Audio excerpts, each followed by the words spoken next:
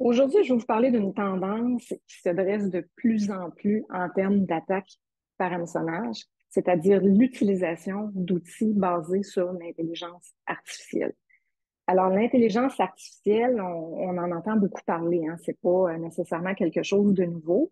Ce qu'il faut noter, c'est que de plus en plus, les cybercriminels utilisent ces outils-là pour créer des courriels de phishing extrêmement réalistes où tous les points de repère auxquels on est habitué, auxquels on doit porter attention pour les détecter, n'existent plus.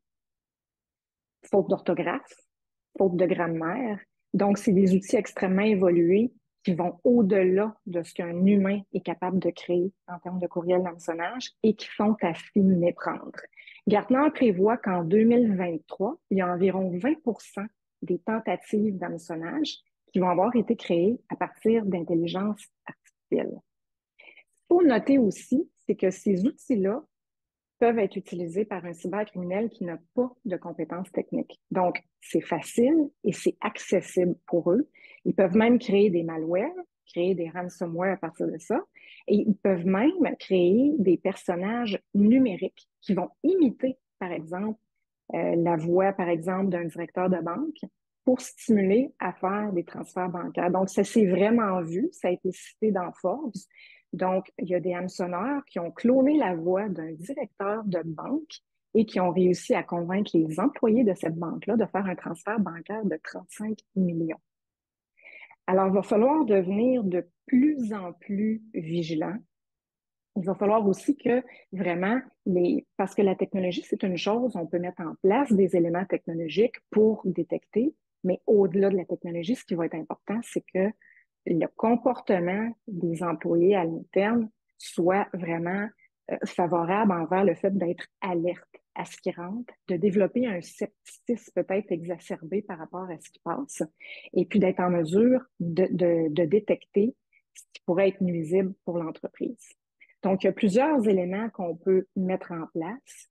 Tout passe, je le répète, par la culture de l'entreprise qui part des dirigeants, d'avoir une culture d'entreprise vraiment très serrée en regard à la cybersécurité et de vraiment former les gens, avoir un programme de formation continu et évolutif à l'interne auprès des employés, encourager les gens à développer une bonne dose de scepticisme sur ce qui rentre, puis éventuellement, ça va être même sur les appels qu'on va recevoir. Donc, les gens vont devoir, dans le futur, apprendre à peut-être communiquer ensemble un peu plus. Je pense que ça va être quelque chose de très positif parce que tout est très numérique maintenant. Mais là, on va devoir prendre le téléphone, appeler la personne et demander est-ce que c'est bien toi qui m'as envoyé ce courriel-là? Est-ce que c'est bien toi qui m'as laissé ce message-là? Donc, on va devoir apprendre à valider les informations en se parlant davantage. Alors, il existe beaucoup de façons de s'en prémunir. Il existe plusieurs éléments qui vont devoir être implémentés à l'intérieur des entreprises pour vraiment se prémunir de cette approche-là, qui est somme toute inquiétante, hein, sans s'alarmer au point d'avoir de la difficulté à dormir. Il va falloir que ce soit vraiment très, très pris au sérieux parce que, comme je le mentionnais, nos points de repère existeront plus. Les points de repère qu'on a, qu'on connaît, existeront plus. Alors, n'hésitez pas à nous contacter si vous voulez avoir davantage d'informations sur ce que votre entreprise devrait mettre en place. On va voir c'est quoi l'écart entre ce que vous faites, ce que vous avez et vers quoi on devrait aller, c'est quoi le gap, et qu'on est en mesure de vous aider à l'intérieur de cette démarche-là. Alors, je vous souhaite une bonne journée.